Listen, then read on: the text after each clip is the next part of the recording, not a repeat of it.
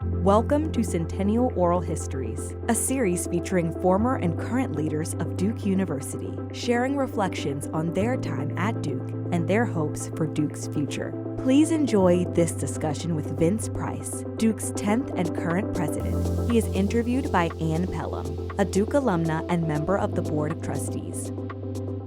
My name is Ann Pelham. I'm here today with Vince Price, the 10th president of Duke University. Our conversation is one among many marking Duke's centennial celebration. Thank you for being here. It was 2017 when you came to campus as the 10th president of Duke University. That's a little symmetrical there, 10 presidents in 100 years. Why did you accept the offer to come and be the president of Duke? Well, it's an honor to be selected to lead any institution of higher learning, but when you're invited to serve as Duke's president, I can't imagine anybody not being thrilled about it. Three reasons, basically. Just the eminence of the institution, its reputation for excellence. I was able to see this firsthand because of my encounter with various folks from Duke over the years in educational circles. The second thing is the well-earned sense of the place, its ambitions, its practicality, its ability to get things done. For years, I was part of an Ivy Plus provost group. Right. And we would have these meetings, and I would go back and tell my team, I think I'm giving away a lot more than I get at these meetings, but everything I get from Duke. Just a place that was thoughtful, on the move, not hidebound.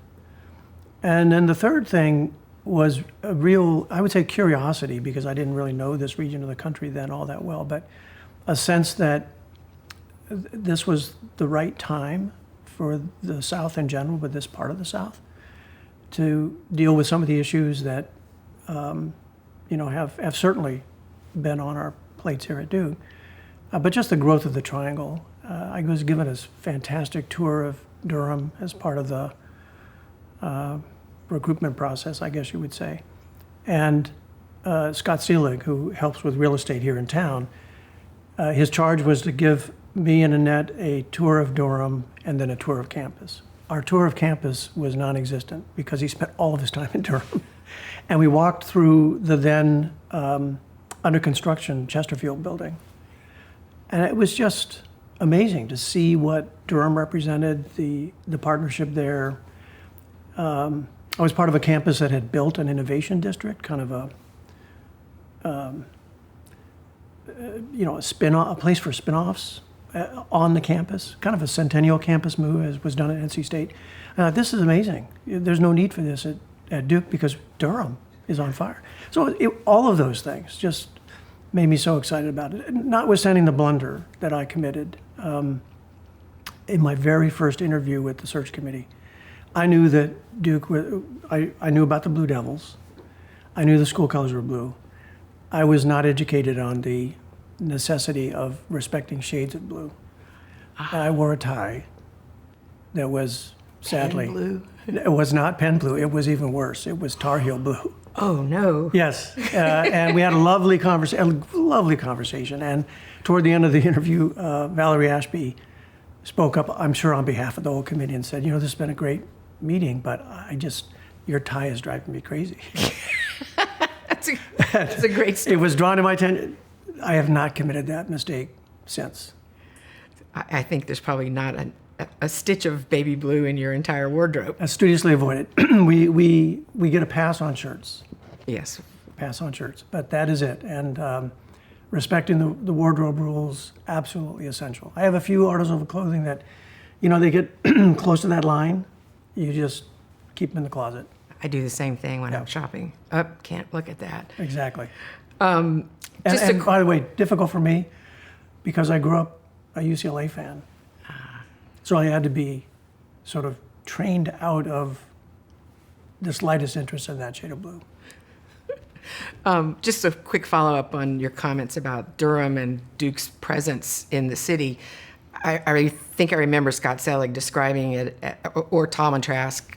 Duke wanted to be a tenant of record as well as buying some buildings, of course, and that allowed a partnership with the city and other developers, in a sense, other business people. Is that something that is continuing to this day? Less so, partly because it's no longer needed. Right. Right. So when Nan Cohan was president, she was approached by developers, and perhaps partners in the city, with the prospect of developing Brightly Square. And the request was of Duke was to master lease a sizable amount of square footage. And the story is that on the spot, Nan said, yes, go for it. I don't know if that's quite true, but she certainly agreed to it. And that really started decades of investment in Durham that required Duke's participation, right? To make those maneuvers, those investments sensible from a developer's perspective, they needed to have a master lease, a tenant. Right. And so that model, it did a number of things. It revitalized physically the downtown. Secondly, it brought a lot of Duke employees downtown. Right. And by the time I arrived, 4,500 Duke employees working in the downtown. And then that becomes a vehicle for supporting restaurants and other kinds of services downtown. And the third thing was that none of this involved purchases of property by Duke. These were leases.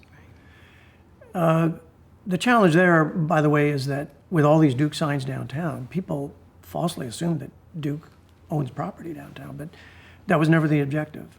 It was the lease, so it kept those properties on the Books. on the books, Yeah. on the tax rolls. It was a fantastic maneuver, one of the most thoughtful partnerships, frankly, between a university and a city I've ever seen. It is interesting now because actually Tallman and I were driving back from a meeting at the Research Triangle Park down 147, and he pointed to a building just adjacent to the Durham Bulls ballpark and said, that's the first building that didn't need us. So the true testament to the power of that maneuver is that that economic engine, once it caught fire, doesn't depend upon Duke. And so now those leases are coming due for renewal. Right. And we're able to pull employees out of leased properties back onto campus, actually save money for Duke. But it allows the owners of those properties to increase some of those leases, and third parties are there to step in. So it's an arc. Right. A great strategy, right timed for the moment. We're in a different moment. So the nature of our partnerships has changed, but what hasn't changed is a very thoughtful, very long-term strategic interest in making sure that Durham thrives. Because without a thriving Durham, Duke will be not even half of what it can be. You're talking about this as if you were an expert on real estate, and actually you are, and a university president has to be an expert on, I can't even imagine the number of things. It's one of the hardest jobs around. Well, the only thing I have to be expert on is surrounding myself with the right experts. Okay, there you go. I mean this quite literally. You learn a lot. I love that. That's what drew me to a university in the first place. But the opportunity to surround yourself with people who just know a lot more than you do about these topics, what they may not understand as well is the overall guiding strategy or what the university as an academic institution is trying to accomplish. But that's the joy of being in this job, and the variety is astounding, from dealing with athletics, which is a major commercial concern, as well as a vital part of that educational project, to real estate, as you say. And then you have a health system, which, as a business proposition is quite a bit larger than the university itself. And the university includes medicine and nursing. Right. So all of that, I find fantastic about the job. And yes, the opportunity to learn about all of these different topics is a real benefit to me personally, but the real benefit is knowing enough to know what you don't know, and then attracting the right talent, and then pushing them to think about new ways to do their work. So quietly, we have changed a lot of structures at Duke, and with the arrival of Kim Taylor, our new general counsel, who's coming to us from the University of Chicago, she will start next week. With her arrival, the entirety of my cabinet has now turned over. It's amazing. And the deans, Mary Klopman is our longest serving dean. She started the day I started as president. So that investment in leadership is probably the most significant thing a president can do for an institution. And what excites me is the ability we've had collectively to attract that talent, and then within each of their portfolios to rethink in pretty dramatic ways, actually, how we do things. Well, you mentioned Kim Taylor. She brings a lot of experience at Chicago that Duke will benefit from. Yeah. But one could say, and I'll say it, you were probably the best prepared president Duke has ever had because of your portfolio as provost at the University of Pennsylvania. The health system wasn't a surprise. Athletics wasn't a surprise. You had even managed to do some global education work in China. A little serendipity there. Yeah. Was there anything that surprised you when you came to Duke? Let's just say here's being a university president, Right. and then here's being a president at Duke. Were your expectations different from the reality that you found in any particular couple of ways? Generally, I think I was, as you say, I felt well prepared, and the nature of the interviewing process and then the onboarding was outstanding. I mean, absolutely outstanding, which is one of the reasons why the person who was staffing that committee, Maggie Epps, is now my chief of staff and secretary to the Board of Trustees. She tried out for the job. Oh my gosh! Oh, she didn't know. She was just doing a job, Right. Not the job she does now, but doing it magnificently, as did everybody. So I felt well prepared. That being said, there were some things that surprised me. So one thing that I just didn't know how the development part of this job would play out, because while I did development as a provost, it's nowhere near the investment a president makes. And although it did not occur to me, I knew in my mind the history of the institution, that 1924 was the date when Trinity College became Duke University, but it never actually occurred to me that I would be president during a centennial, have an opportunity to have a centennial-based campaign. But I knew there would be a campaign of some kind. That was just a question mark. Would I be good at this? Could I serve Duke in that role? Would I enjoy it? And I think all of those answers, thankfully, have been answered affirmatively. I love it. We've been doing well.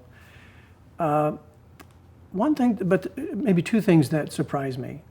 I came to the region because of its vitality, opportunity, all of that sort of. The complications of the Durham and Duke relationship are interesting, perplexing at times. I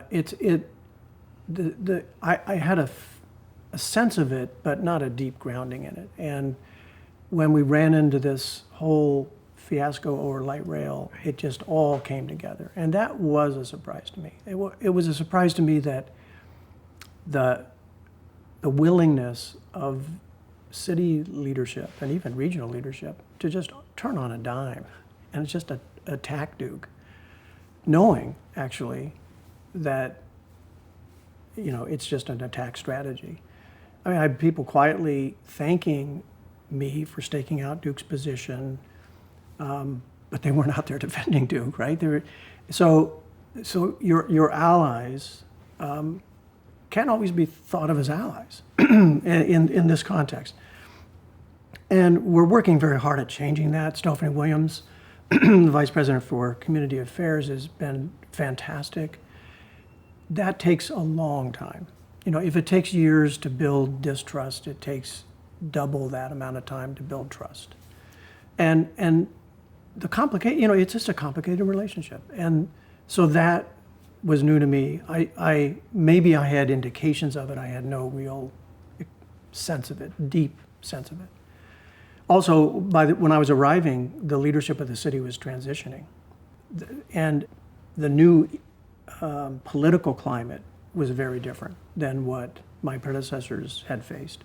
So all those things kind of hit at once. And the second thing, I thought in my mind, I knew about the Duke lacrosse difficulties here. From a distance, followed it at the time. I thought to myself a couple of things. One, I admired the way the university stuck with the president, got through it. It was not easy, and against tremendously challenging contextual pressures and forces. And that gave me real confidence in the governance, the core governance of the institution. And as we've seen recently, if that isn't in place, everything becomes fragile. And that's kind of a pressure test of an institution, and Duke succeeded. Where I got it wrong was I thought, well, this is a community that's been through this. It's been chastened. People will think twice, before they jump to conclusions. And boy, that's not been the case. I am in receipt of ultimatums that are generated very, very quickly. They come from faculty. They come from students. So I think we're like many campuses in that respect. And I sort of thought I would get, not a pass, but a little bit of a break. Now, maybe I am getting a break because this campus has a sensibility to it. We've seen this last year as every one of our peers really struggled in ways that fortunately we were able to avoid. But I just maybe miscalculated on, what those challenges would look like. So those are a couple areas where I think I was surprised. But in the details, about the only thing I hadn't seen before was a divinity school, because I had never been at a university with a divinity school. I felt on the fundamentals, as you say, very well prepared. I hadn't seen the Duke version of it, but I had broad familiarity with it. And my approach to that remains, we should be most concerned that we might get it wrong about the things we have seen before. Because, having seen it somewhere else in Philadelphia or Ann Arbor or California doesn't mean you understand it in the Duke context. And so you really have to, you can't over-rely on your knowledge or expertise. If you do, you will make mistakes. And so people have to feel comfortable raising their hand and saying, Vince, do not do this, or you've got that wrong. And this is obvious. The world keeps changing also. Absolutely. Just because it worked well in the first pandemic doesn't mean it'll work in the next one. Yeah. The next pandemic happening after my time. Yes, let's just hope that is the case. Just for the record, could you just say what happened with light rail? Yeah. So there's a 20-year history that precedes my time at Duke with light rail. I should have mentioned one thing that I did not understand and have come to appreciate is the lack of a capacity for regional planning in this part of North Carolina. It's profound, and it's serious. We have tremendous opportunity, but because there is no region called the Triangle, geopolitically, it's Durham County, it's Wake County. Orange County is not as critical, but these two counties just can't get on the same page. Wake had picked buses. Durham was picking light rail. Yeah, and it's frustrating because if you think about transportation, housing, any of the things that challenge this region of North Carolina, they require regional solutions. A county isn't big enough to deal with it. I just didn't understand that. Looking back at it, I see that that's what put the whole light rail thing on a crazy trajectory.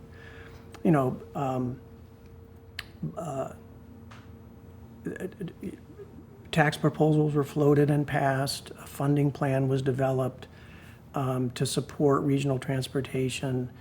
And the major transportation challenge in this region remains that I-40 corridor connecting Durham and Raleigh. But when when Wake County went with BRT, Durham decided, no, we're going to go with light rail. They team up with Orange County, make it a multi-county proposition. It's kind of a chase of federal funds. By the time it comes to me, it's a series of presentations from the Go Triangle board, and I'm looking at these presentations and thinking, this doesn't make sense, right? Just as a plan, it doesn't make sense. But the cost of it kept just spiraling out of control. And the history at Duke was registering, going back to Nan Cohen, concerns about it, saying, yes, we'll partner, we'll work with you, but we have these concerns. And I raised those same concerns. So it was difficult to see a couple of things. One, that after 20 years, now 27 years, we still don't have a regional transportation solution. And you look at Mecklenburg County, it's a totally different composition, more of a traditional dense urban hub and a spoke, single county that can make its own decisions. I mean, they have moved forward in their case with light rail. I am totally agnostic about what transportation system solution we come up with, but it's got to be a regional solution. And that is frustrating. The other thing I didn't fully appreciate, again, was that willingness to sort of throw Duke under a bus. It's interesting because that proposal never, the participation of the railroad was never secured. I mean, it was just not feasible without that behind it. The business community in downtown Durham, very late in the process, was stunned by the plan because it would block access to the downtown from areas below the rail line. It was just, as a planning process, it was just adrift. So in a way, by speaking honestly about it, Right. I put myself and Duke in a bad position of being blamed for the collapse of the whole thing. So what goes down in history is Duke destroyed light rail, and that is not the story, number one. But number two, I don't regret it because it was the right decision, but it's so frustrating that after nearly 30 years, we just haven't made forward progress. So what we're trying to do, what I'm personally trying to do, and what Stelfi and everyone with my office is trying to do is let's get together, let's be a part of promoting regionality in our thinking. And I hope we can make progress. I'm feeling a little bit more optimistic now. But that was a difficult time for me personally. If you Google Vince Price, you'll get all this light rail stuff, and I have students. The lore and the history are two different things, and there are students who, I don't know, they take a class in urban planning or something, and the faculty member starts talking about light rail, and it's just Duke killed light rail. It's frustrating to see that, but that's true in any circumstance. You just pick up, you move on. But it's the opportunity in front of us is huge. The good news is the growth in our region, it's considerable.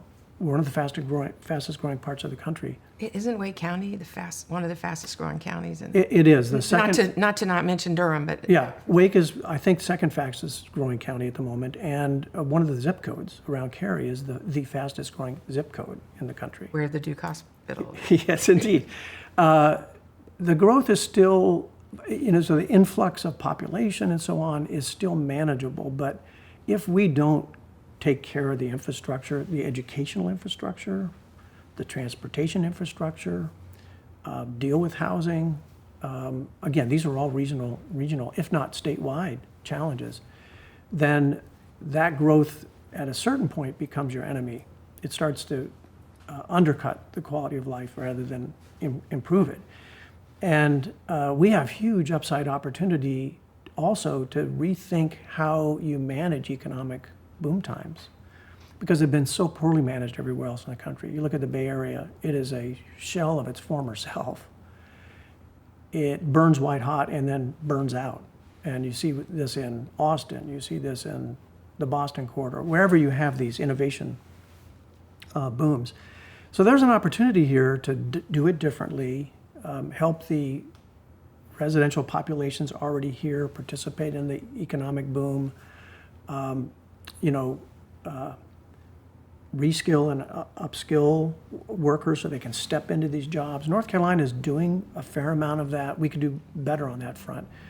So I'm very bullish on the region, but I think the next 5 years for the region, 5 to 10, will be absolutely critical. A door opens, and you can walk through it, but you have to be ready, and we're not entirely ready. The door is definitely open, but there's still work to be done. You mentioned Stephanie Williams and the work she's done, and it brings me to the strategic partnership, the strategic plan that you have developed with the 5 core principles: empowering people, transforming education, building community, forging partnerships, that's the Durham piece, and engaging a global network, and that's the alumni piece, dear to my heart. I think the example with what we're doing with Durham and the region is you have to have some patience when you tackle these really big issues. Yeah. Could you talk about each one of those and why you made those priorities? So a couple of things. When I arrived, it's pretty common for a new president to be asked about what's your strategic plan? I arrive and I realized that a year before my arrival, Duke Health had tied the bow on their strategic plan, and the provost office was wrapping up their academic strategic plan. So it just didn't make any sense to develop a new strategic plan. So we originally called it a framework, now a vision. It's broader. It's not a specific plan, but it's been a very constructive orientation device to keep us focused on the things that really matter long term. So the 5 principles, I like to tell people, it begins and ends with people. It's centered around community. The fundamental realization that I think all of us made when we sat down and started thinking through what's next for Duke, and by the way, what's next for higher ed, is that we've invested in facilities, we do a lot of stuff, but at the end of the day, you have to invest in your people. All your value is wrapped up in your people. You're only as good as your graduates, and Duke graduates are spectacular. Your teaching and research is only as good as your faculty. Your alumni are actually the change makers out there. Your staff, the vast underappreciated workforce that allows faculty and students to do all of their work, historically at Duke, deeply underappreciated. I mean, there's another whole history there of labor relations not having been always what we'd like them to be. So let's start there. So that's the people proposition. And we have an opportunity to attract the very best minds, the very best workers, the very best students and faculty. So let's do that. And let's turn our energies toward those areas where we can make a real difference. And so science and technology is the turn we're making as an institution. With respect to the educational mission, this is a moment where the educational project is transforming itself. And the question is, are we going to sort of ride it, or are we going to thoughtfully navigate it and manage it? And it is remains remarkable, and this is probably a good thing, how much the educational project has remained the same, even as everything else has changed so radically, because there are some core values and principles we're holding on to there. But just embracing technology, and I think what it has come to, that second plank, that sort of idea that we really need to transform education, is leaning on the deep strength of Duke, which is teamwork and experiential learning and learning by doing, the sort of pragmatic virtues of the institution that have been there the whole time. And when you have a diverse student population and a diverse faculty, and we are increasingly diverse, and you find ways to leverage it through teamwork, good things happen. And you can push the research mission down into the very first classes a student takes when they come to Duke. Then what, how do you, if you have a diverse community, how do you manage as a strong community? And I like to think if given all the resources we have, we can't be the healthiest, happiest, friendliest, smartest community, we're not doing it right.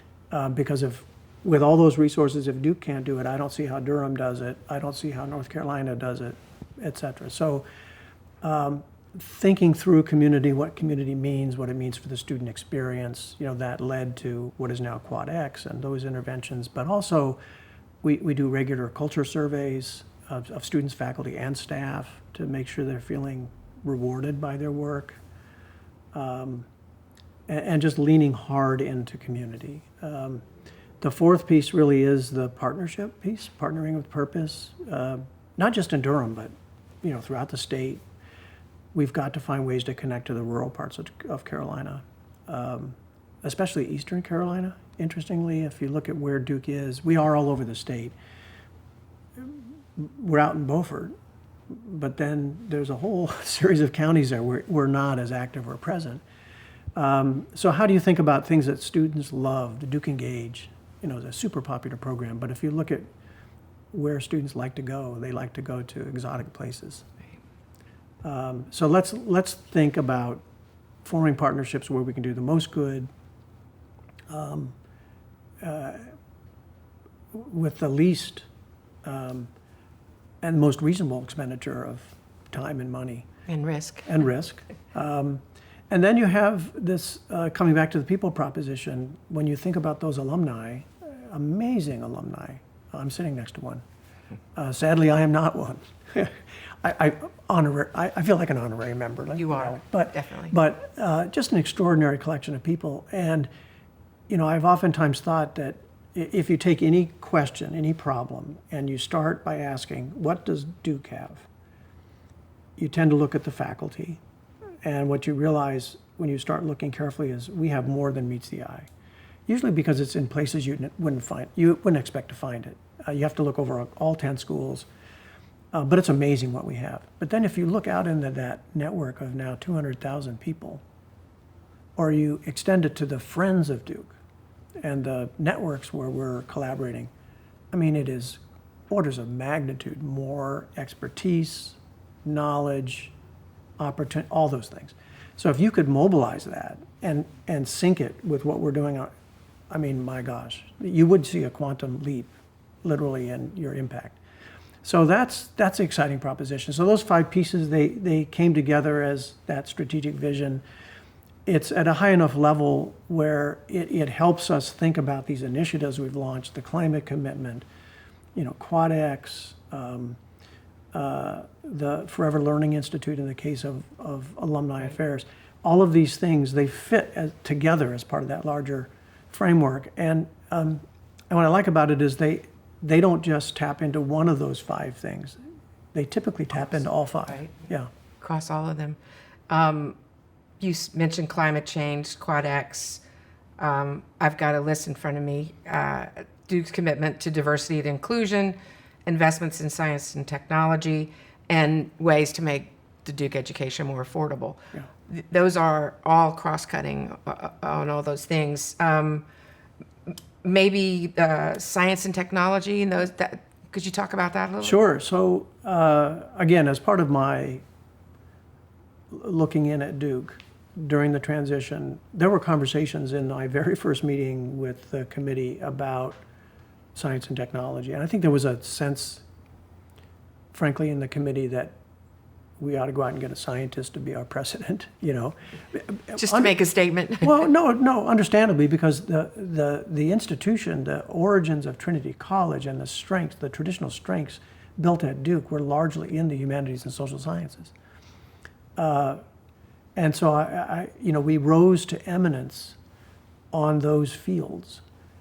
Medicine, of course, because of the investments in the hospital and the clinical work in the state, stood out as the science piece. Relatively small school of engineering, high quality, but small. And engineering tends to be known in places where it's very large. And here we are in the 21st century, and for the past 40 years, transformational technological development. So how does Duke make its move and think in a Duke-like way about all of that? That is the right question. That is the big question. And we're kind of the complement of by the way, of a place like Stanford University. Stanford grew on the strengths of applied science. Right. And when it rose to prominence, started backfilling in a way, not backfilling, it's not the right word, but strengthening the humanities, the social sciences, et cetera. So to be a full-rounded, high-quality university, you need to do this. And vitalize all of the things you've been doing as you lean into science and technology. So we worked with Sally Clornbooth, then provost, and the deans,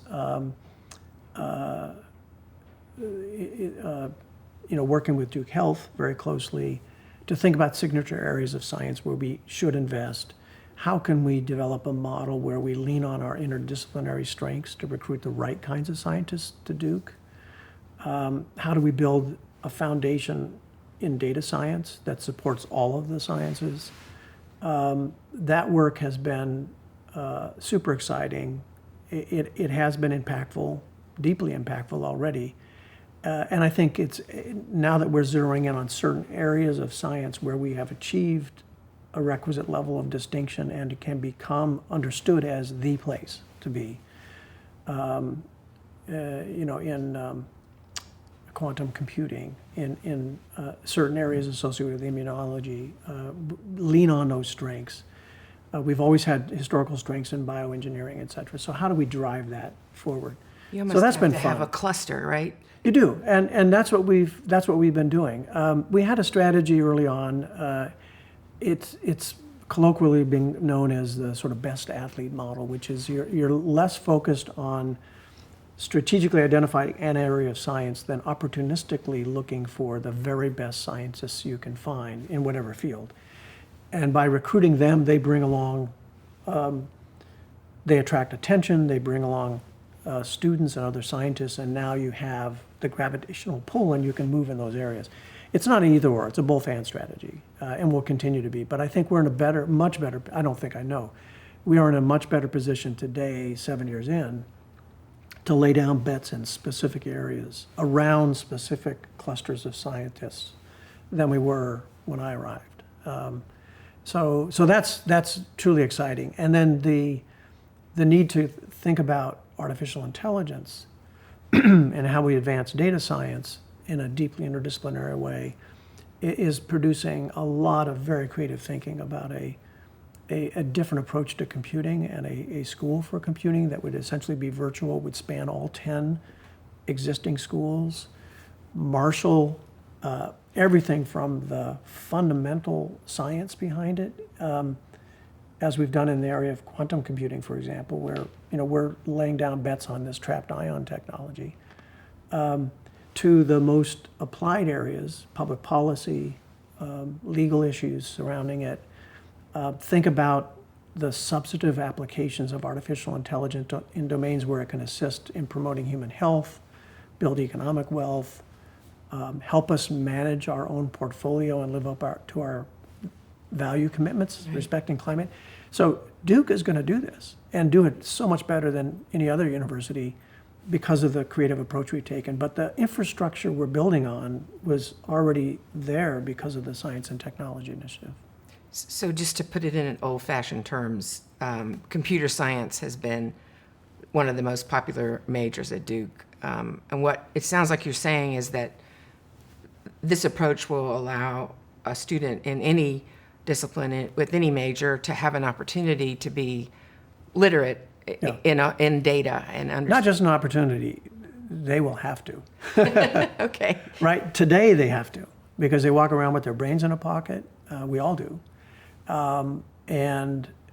You have to understand those technologies to live the best life. That's what the liberal arts are, right? These are the skills a person requires to live a good and decent and productive life in a free society.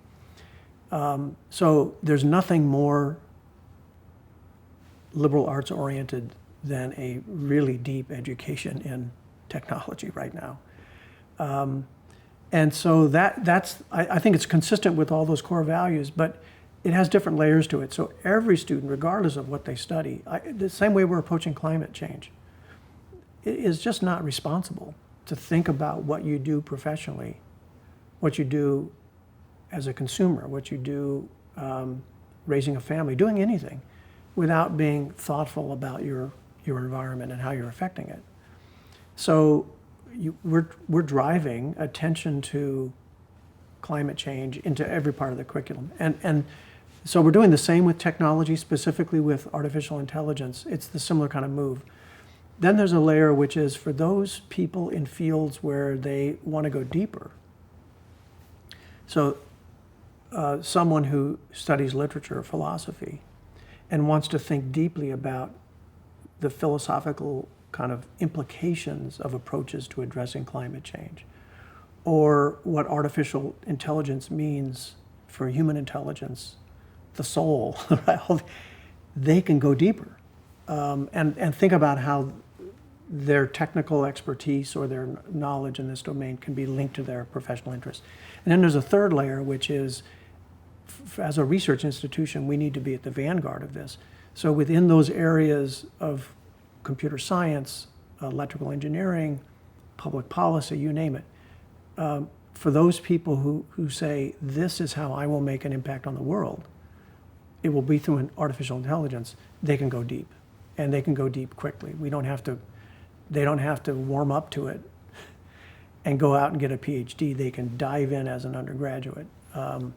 So that's the way we're thinking about how we build out those initiatives. And we started to build that out in the Center for Computational Thinking. Right. And all of that has fed into our thinking about a computing school approach. And frankly, the climate commitment is doing many similar things. It analogically, structurally at least, it's built in very, very similar ways. It's almost three-dimensional. Yeah. Which is a different way to think about a university, which often is structured with departments that seem almost flat in the way they exist. It's one of the challenges. So universities do a lot of, we work at points of friction. So we're at all of these fault lines, which is what makes it hazardous duty, but also what makes it fun. So one of those frictions is between the past and the future as we live in the present. We are deeply conservative, not politically conservative, but we have libraries. We invest in archaeology. We preserve works of art and literature, and we are fundamentally in the past. It's a huge part of what we do. We never turn our backs on the past. And the anxieties that build up sometimes as you turn your attention to the future is that we'll do just that. And I think it's a fair criticism. I mean, right now, it's sweeping the country are all kinds of harebrained political decisions that only STEM majors should be paid for by public educational institutions. It's ridiculous. No, these are career-focused, in a sense. Yeah, it's got to be anchored in this sense of history. So that's one of those tensions, past and future. Again, there's a way you can fold them on each other, and it becomes truly exciting. Another one is between, in the moment, the sort of ambition and desires of youth and demands for change, and the wisdom and experience of age, and the sort of leavening sensibility that we bring to the equation. We, meaning you and I sitting here. But I think that, again, universities haven't navigated that balance all too well. We're sort of absorbed in the youth and vitality of the moment. We're not acting like adults. But that's what universities really can do really well. And then another is building out human knowledge in a way that simultaneously goes deep, but doesn't lose its, the forest for the trees problem. And the mistake is in thinking that everybody has to be a generalist. This is so not the case. We hire people who are obsessed with arcane problems, but they're so whip smart. We just say, come on down, and we'll get out of your way. Just go for it, because that problem, which may seem arcane and useless to us, may be the thing that produces the next, great discovery. And that person shouldn't be bothered with the social applications of what they just get to work. And students who want to go there, go there. But we also have to be thinking about how you pull knowledge from one of those silos to the next. It's a both and proposition, and it's hard to get right. Duke does this better, in my humble opinion, than any other institution. Certainly an institution I've been involved with, but honestly, I think that is kind of in the DNA of the place. I was just thinking the same thing. The Yeah. DNA, Yeah, because we're well-rounded, we're pretty balanced. It's where the athletics piece comes in. You could say that, a typical Duke person might be a sort of a jack of all trades, but the thing is, the master of none part, you never want to have associated with you. You can be a master of a trade and a kind of jack of all trades, at least to understand, to have a perspective that's broad enough to understand where you fit in. And that takes work. It has to be consciously built into the educational project. It has to be surfaced for faculty you're trying to recruit, because if that's not the sort of community you want to be part of, they should go to some other university. And so I think things are working really well here. You spoke about honoring the past, and I give you a lot of credit for recognizing the Centennial as an opportunity to celebrate the past and also to look ahead to the future. And I think you called it a gift to Duke. And I was here 50 years ago, and no one was paying any attention to the half-century celebration of Duke. So hats off to you for acknowledging it. I love the banners everywhere. Even the font is great on the 100. What do you hope to get for Duke and its future and its community out of this focus on the Centennial? Well, universities are complex places, and like society generally, there's a lot of centrifugal energy that pulls people off to do their things. And just as in society generally, if you don't have countervailing centripetal forces that pull people together, bad things happen. And so we, as you know, as a journalist, our media system was faulted from the 50s through the 80s roughly, of being overly centripetal, mainstreaming opinions and et cetera. Well, now there is no center. It is entirely centrifugal. So to have something like a Centennial as a way for every person in the community in any role to draw attention, common attention, it's worth its weight in gold. And so that is a gift. The question is, what do you do with the attention? So the second level of the gift is, okay, once people are paying attention, then how can we start conversations that enrich and enliven the work of the university, draw attention to the strategic vision we have, inspire greater things, develop deepen those emotional ties that people already, typically at Duke, already bring with them. Do it in an honest way, so it's not just a marketing thing. It's an educational project. So that's just fantastic. You could come up with other vehicles to do that, but there's nothing quite like a moment in time, in this case a full year of time to step back and think about those 100 years, what they meant to this place, what people here have accomplished in those 100 years. And I also like the fact that it's as you know, it's a centennial, but it's the founding of Duke University. It's not the founding of the institution. Right. So it's a fantastic metaphor for a new and radical change in the institution, but also an extension of the existing institution, Trinity College. And that feels like the moment we're in right now. It just feels right for the moment. The actual story that we're all following about that moment in 1924, it feels oddly very modern to me. It is, and I thank you for bringing the Board of the Duke Endowment together with the Duke Board of Trustees for the first time, it turned out. And their habit, I think it was their duty, to read aloud the indenture of James B. Duke every year was quite an interesting exercise and moving in so many ways. Yeah.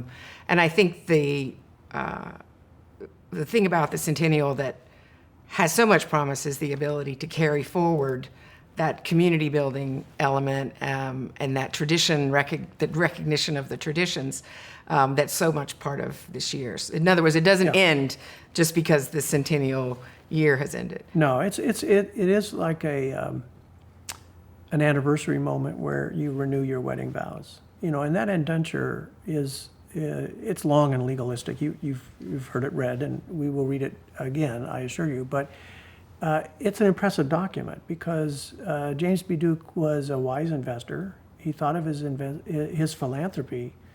He approached it really as an investor, and he's quite explicit in explaining why he's putting his money behind these things, right? Why he's creating the endowment, why he's creating Duke University, why he's focused on this section, meaning North and South Carolina. And it is inspirational, and again, very modern. There's a section late in the indenture where he says people will wonder why have I chosen these specific things, and why have I chosen to focus just in this section? And his explanation is this is how you make the bigger difference. You have to focus, and in his case, education was clearly the vehicle to everything else for economic development in this region. Not just any form of education, but education that was professionally angled, that leaned into science. A school of chemistry, a precursor of engineering, was very high in his list of must-dos. Of the first four-year school of medicine. So he's not just Duke, but the other institutions, Davidson, Furman, Johnson C. Smith, as vehicles for that. The interest in healthcare, just the understanding that without a healthy population, nothing else will. Hopes for economic prosperity wouldn't survive. His interest in the rural church, because of the spiritual poverty is a different kind of poverty that's going to impede progress. And for him and the family connections, the recognition that the rural church was essentially the primary social service agency for most of North and South Carolina. And then children and families. So you look at this, it's a very progressive agenda, not progressive in the current political context, but it's a statement of faith in the future that this part of the country, which was impoverished relative to where he was living in New York and New Jersey, but that he could lift that whole region, and that would be his life's great work, and he would achieve this through Duke University and the Duke Endowment. It's an amazing document. So again, that is a gift. I mean, it's literally the gift, right? That created the whole enterprise. But revisiting it and understanding it in its historical context and in its present day implications is super powerful. It was in the indenture, some 30% of the Duke Endowment he declared should go to Duke University every year. Which we studiously keep track of. Not surprised. So it's been a great partnership. Yeah, it has been. All along the way. Yeah. So to talk about your time at Duke without bringing up the pandemic and Duke's experience there and the amazing success of balancing safety against experience would be a real loss. So if you could take a few minutes and just talk about that and the experiences that you managed to preserve for the students and the kids. Well, none of us saw it coming, but fortunately at Duke we saw it coming a little sooner than others because of Quinchan and our campus there. So we had to take some measures to address what was pretty clearly going to be a problem at DKU. Flip instruction to virtual instruction. There was a diaspora, students were told to go home, et cetera.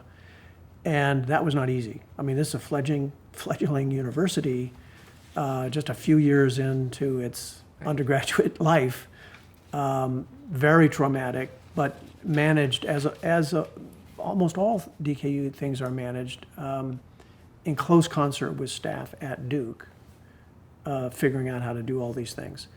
So when in the spring of 20, it became increasingly clear that we would have to deal with this as an institution, that flip to virtual learning and everything was made a bit easier through that sort of test we had been through with DKU. So that was an interesting moment. I would say too that the decision that our basketball team made to not compete in the ACCs was the ACC championships. Happened right after the suspension of some NBA games. And again, our access to a lot of NBA executives in general, gave us an opportunity to see what other large organizations were thinking and how they were going to start managing through all this. It was a very, very complicated time. And I do remember clearly because, as you may recall, we played the UNC game in Cameron, and we filled it with 9,000 screaming people. And for a virus spread largely through aspiration and respiration, my gosh, this is not good. So we were white knuckling it for a couple weeks after that game. Super spreader event. Yeah, it could have been. It was not, thank goodness. But so the first part of it was just getting through the end of that semester, and I think we were already ahead of other institutions just because we had a little bit more experience and could see things coming maybe a bit sooner than other folks did. But the real difference was that summer, because, and this is where Duke shows its strength, we, as a leadership team, can find people across the campus who are the experts and know what they're talking about and pull them together, faculty from biology, folks from Duke Health, decision makers in the provost's office, the president's office, and spent a lot of time just learning. What do we know? What are other people doing? What are other people experiencing? And the first critical move was to invest in supporting testing and spending money to buy the robots required to do the testing, and the leadership, having a vaccine institute. Yes, bit of a help. Bit of a help. Extraordinary talent, thoughtful people. That investment was so right timed, because once we were in the thick of it, we were doing 25,000 tests a week, all internally. And so that was a big plus. The other thing is, I just talked to the students about convocation, and the surest way to getting it right is to be honest about getting it wrong. The fear and anxiety about this was so strong, and the impulse to shut everything down was so strong. When we started talking as a conference within the ACC about competing, I was on the very conservative end of that continuum. It really worried me and frightened me. And I will say, sitting here today, I'm so glad that my colleagues there pushed me, and maybe not always based on the science, but just as a desire, we need to play ball, but many of them based on the science. But this is where having a football team matters, because the football players, it's a big squad, they come back over the summer, as do other athletes. And those fall athletes were, for us, a critical test of our systems, right? The testing systems, single rooms in dormitory. Actually, we put them in hotels. We We spent a lot of time over the summer acquiring hotels, master leasing hotels, just preparing for what it would take to put all the students in singles, all predicated on figuring out how to do it. But the first real test was when we had students here. The second big test we had was our graduate students working in laboratories. They never left, they worked the whole time. So between those two, that is having new students arrive from all over the country, test them at the front end, house them, retest them on a regular basis, we had an outbreak. You're talking about fall 2020 at this point. At fall 2020, summer 2020, with the football players. We had an outbreak. We could identify it, we could shut it down. And then you have, over the summer, all of these grad students in laboratories coming and going, faculty coming and going, no incidents. A lot of testing. Again, this is where the investment in testing made a huge difference, because you wouldn't know that it was working if you weren't testing everybody. But we were testing everybody. I'm like, this is actually doable. And that gave us the confidence to say, we're going to bring everybody back. Then, given the timing of it all, we were early.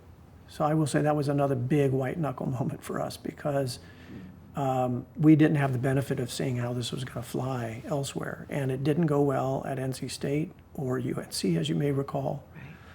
Right. And you narrowed the fall semester too, right? Yeah. Maybe a third of the classes were face-to-face. We had provisions for online instruction. We had all the systems in place. The faculty was challenging. The faculty, I would say, as a constituency, was the most unhappy about our bringing students back, because they're looking at their peers. Right. Their peers are not UNC and NC State, but the Ivy League, Stanford, and those campuses announced they're not bringing students back. That took a lot of work and a lot of conversation with the faculty, through the academic council. And again, this is how an institution shows its strength. We got through that, not because everybody agreed, nowhere near that, but people were willing to at least extend a bit of trust.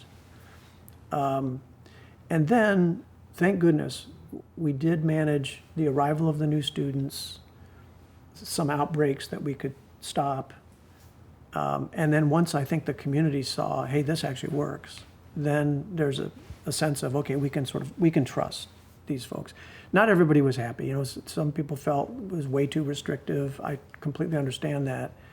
Some people to this day probably feel that it was, foolish to have attempted it. But I think we did it right. We did not force any of the faculty if they didn't want to teach face-to-face.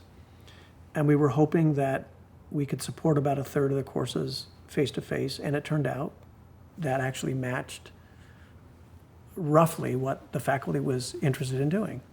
So there was there was a lot of good luck there too.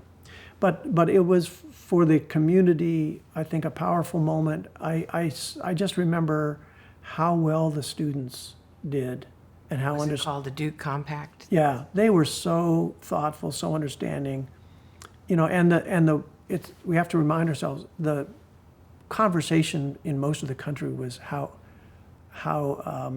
no one could trust a 17, 18, 19, 20-year-old to do the right thing, and they were just going to infect communities everywhere. And sadly, in some college town, that's exactly what happened.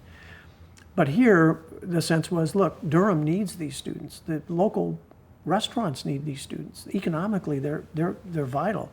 We had set up a $5 million fund to support businesses in Durham. Stephanie and her staff managed that very well. The city and the county ultimately matched that investment. That was critical to keep the economy of the region flowing well. Unprecedented high levels of collaboration between the county and Duke Health on managing public health through the pandemic. People really got together and worked together. Durham did well. Durham did the right things, and Duke did the right things, sort of side by side. But none of it would have worked if the students didn't hold up their end of the bargain, and they absolutely did. And it was weird, because when the coast was clear to go out for a haircut, do you remember how crazy this was? Yeah. Like you couldn't go out for a haircut. Annette cut my hair several times. Did a good job, by the way, too. much better than I could ever do for her. But when I went out eventually for a haircut, people were so, as I walked around Durham, people would come up to me and thank me for our Duke students. That's great. Because they all had these blue masks. We issued these blue masks so they were identifiable. There's a Duke student, there's a Duke student there. And it's like an out-of-body experience for a college president to walk around the town and have people thanking you for the behavior of your students. It's usually not the conversation people have. The students were just amazing. That's great. They played a lot of spike ball. They figured it out. They had fun, but they did everything we asked them to do. Yeah. That's wonderful. Well, Mary Pat would say not everything, but virtually everything. There you go. Yeah, yeah. And then the vaccine came along, and the rest is history. So. Yeah. Well, the vaccine's another good story. The initial idea about the vaccines was, let's move them out as quickly as we can. And Duke Health System was so solid, so efficient. It's sort of like the testing system with Kyle Kavanaugh's leadership and the work that Mary Pat and the team did. It was amazing. We had these vans driving around doing tests.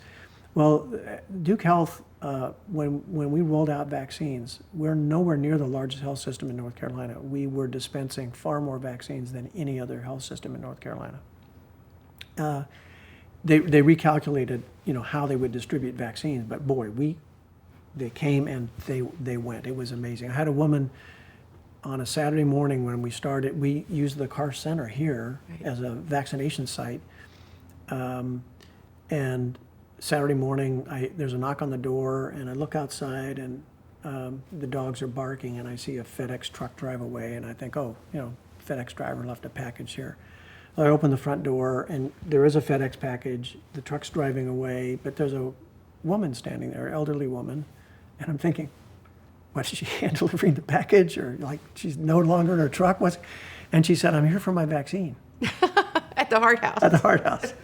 I said, that's fantastic. You're on the right street. Not exactly just go. Trying to get here. Yeah, continue down the road, right down the road. But that was the very first day, I believe, that we started vaccinating. So, yeah, it was an interesting time. And our scientific colleagues, the faculty who were part of the group that helped us survey the students, the OIT development of the app that they created. Right. I mean, just an incredible team effort. And the CDC asked us several times to publish papers on how Duke was. You did do that. Yeah. It's a good moment, a hard time for everybody, but I think it built a sense of quiet confidence that this is a place that works. We're pretty functional. We can figure this out, but it'll only work if everybody does their part. I think we can't end this conversation without giving you a chance to talk about what is, I guess you could say, a fairly chaotic and challenging time in collegiate athletics. And you bring some expertise with you on that topic. Could you talk a little bit about it and where you see Duke now and where the possible future might take us all? Sure. So, it's one of the various ways that America is exceptional is in the creation of this alliance between higher education and athletics, and actually the creation through that bond of much professional sport. So people forget, it's not like we had a National Football League or a National Basketball Association and colleges started playing. It's just the opposite. Right. Big time sports came out of college, and it's been a product of American higher education for more than 100 years. John Franklin Kroll, a wonderful president, the president of Trinity College, who moved the college to Durham, was essentially fired over football because he was the football coach. He loved football. The Methodists, who controlled the board, not so much. And they banned football after he left for 25 years. So it's been controversial for a long time. If people have recently seen, or read Boys in a Boat, they will, you can't help but be stunned by the large crowds that were following college crew. Yes. And would show up at the events, the radio broadcasts. And my former institution was a major independent in football, and the stadium there was the site of the first radio broadcast of a sporting event period. It was a college game, and a first televised broadcast of a sporting event, college game. So it is entertainment. It is a business. It is weirdly, in some ways, but very powerfully attached to the educational enterprise.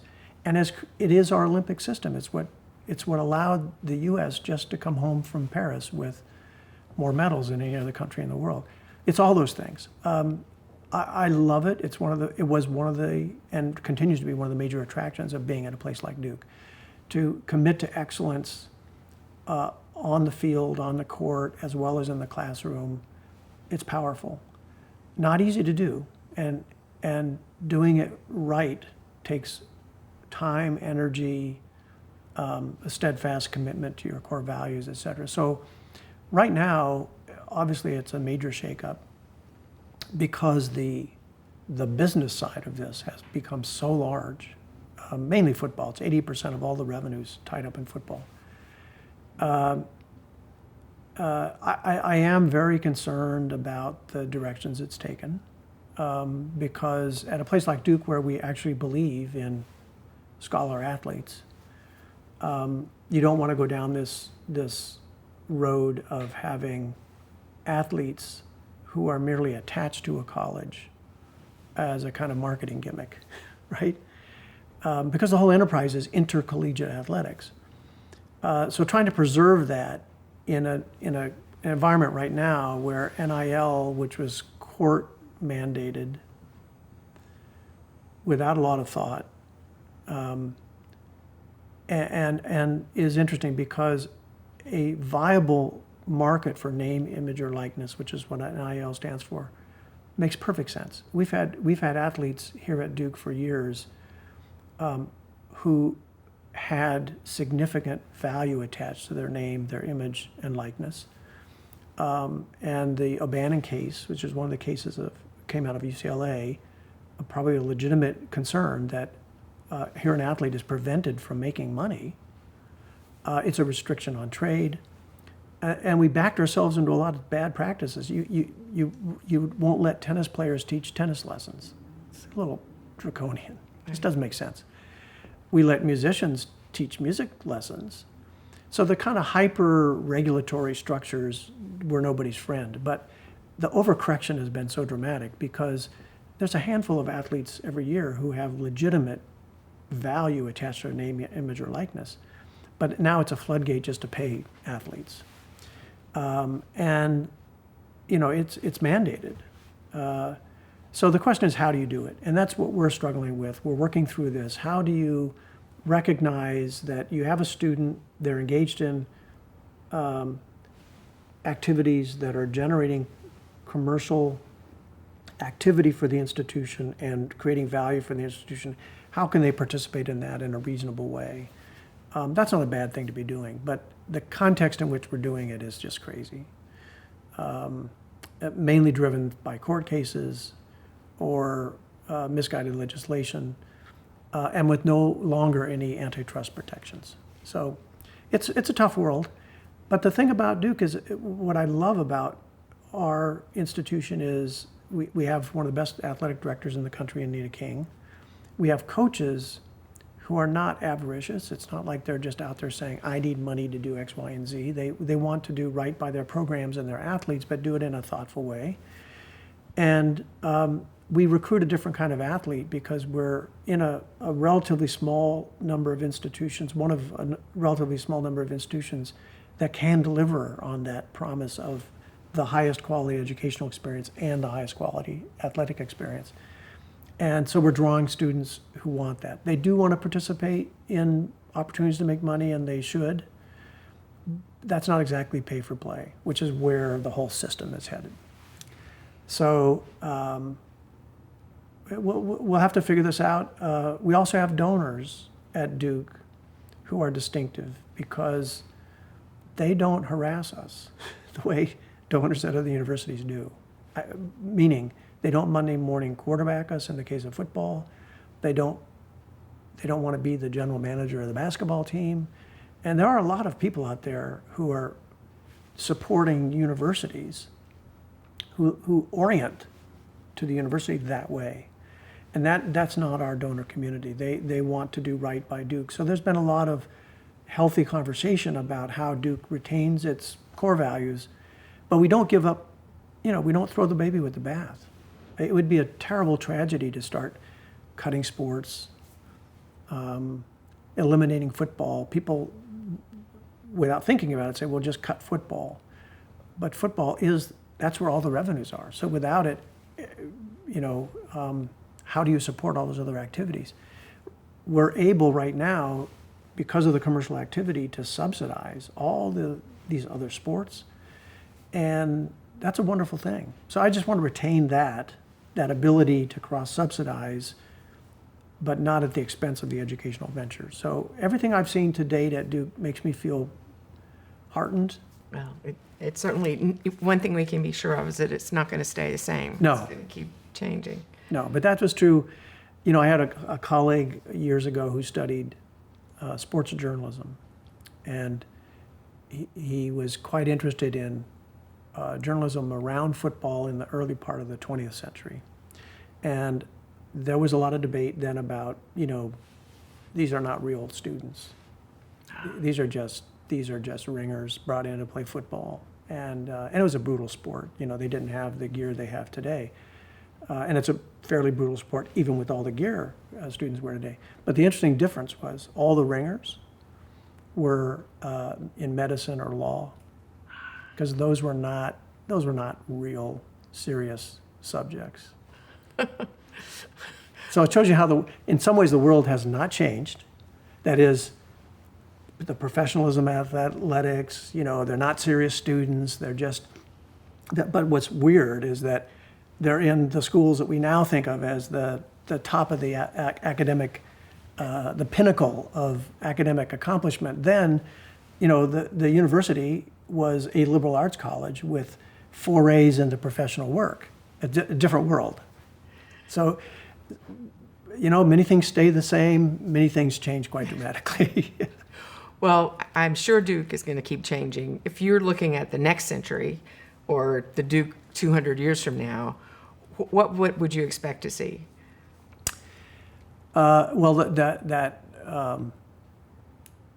There's a humility around Duke that I think we will retain.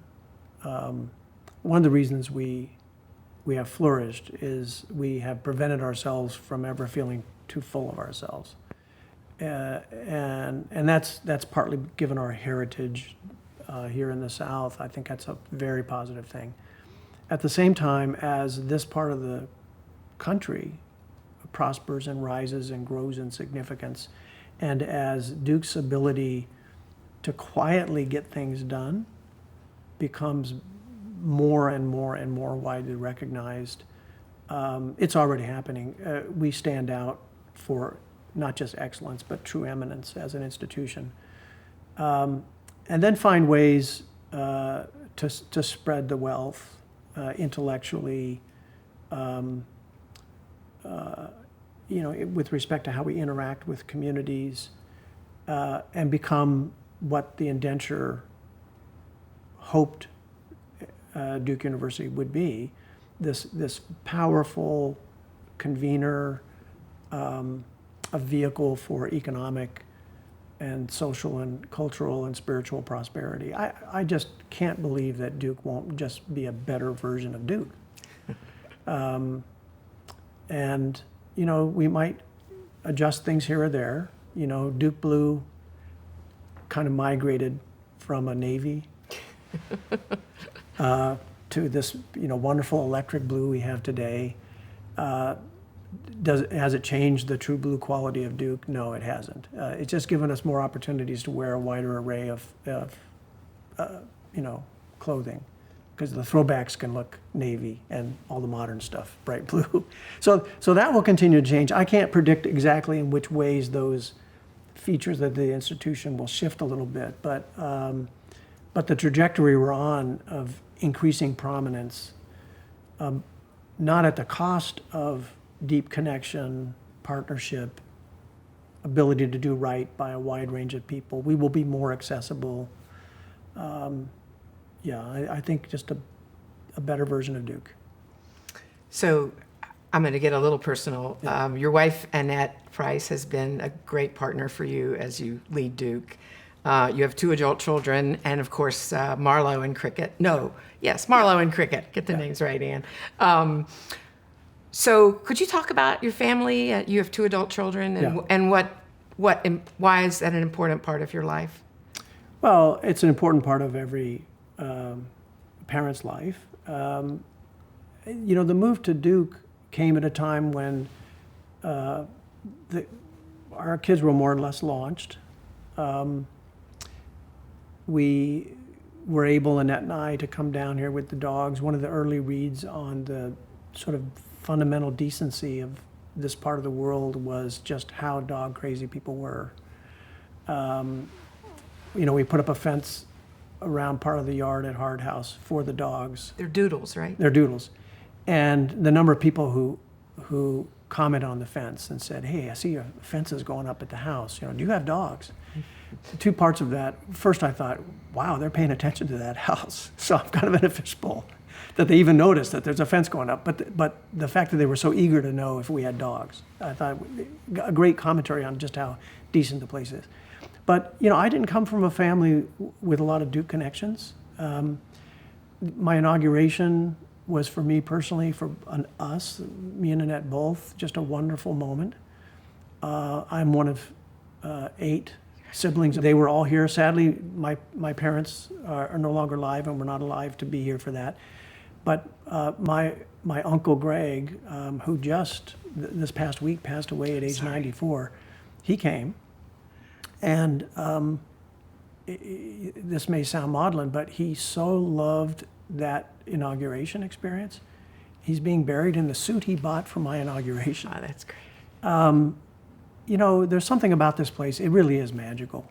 And so what I've loved about it is the way our immediate family, of course, they have Duke gear, wearing it all the time. Bright colors of blue. Yeah, they're all in on Duke. But it's everybody in the family. Once you start paying attention to Duke, you just fall in love with it, and that's been a joy for me to see.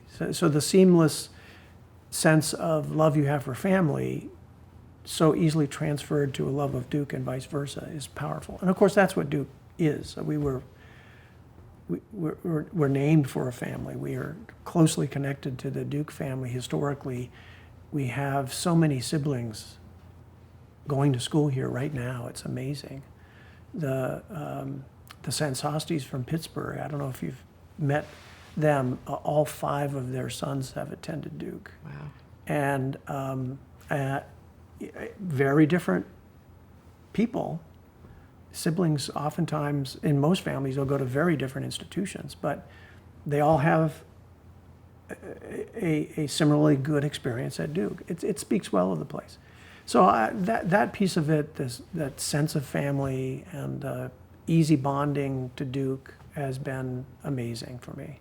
I haven't experienced anything like that elsewhere in higher ed. I would say too that as I've traveled around following our teams when we compete, the turnout wherever we go for Duke is just remarkable. And the fan base that loves Duke, not because they're alumni of Duke University, but they just like to follow Duke football, basketball. A lot of it is basketball, right? They are just the nicest people in the world. And so, it's a sort of, you can index how well you're doing by the friends you keep. Yeah. Duke keeps fabulous friends. And that just gives me, just a sense of great pride. When we played last in Madison Square Garden, it was toward the end of the game, and I saw Grant Hill, went over to say hi to him, literally in the closing minute. And as I'm chatting, I hear all this noise as the game ends. And it took me a while to recognize it, but people were stomping their feet and shouting, "Our house, our house, our house." And it's Madison Square Garden. Not many universities can fill Madison Square Gardens, but to have the fans call it our house is an amazing thing. So that's a sense of bonding to the place that is amazing, because we don't have enough alums to fill Madison Square Garden. Not even close. Yeah. Well, thank you for your time today, and thank you for saying yes when Duke said, please be our 10th president. It's great to have you. I would have been insane not to. And I'm so grateful, Annette and I both, so grateful for this opportunity. I've been so fortunate to have been associated with a lot of great institutions of higher learning.